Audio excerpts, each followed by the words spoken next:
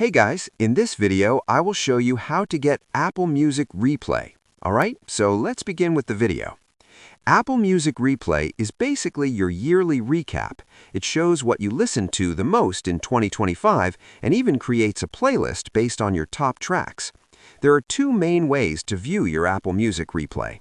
The first method is by opening a web browser and going to replay.music.apple.com.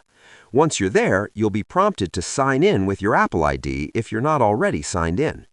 After that, simply follow the on-screen instructions and you'll be able to see your full music replay.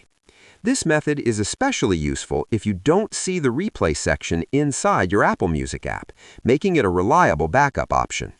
The most straightforward way, however, is to open the Apple Music app and head over to the Home section where you'll find the Replay section. Mine is not showing because I don't have any recap, but if you have, just tap on it and you'll instantly see your top songs, top artists, genres, total minutes listened this year, and many more detailed stats. And that's it. So that is how you can get Apple Music Replay. So that's all for this video. Thanks.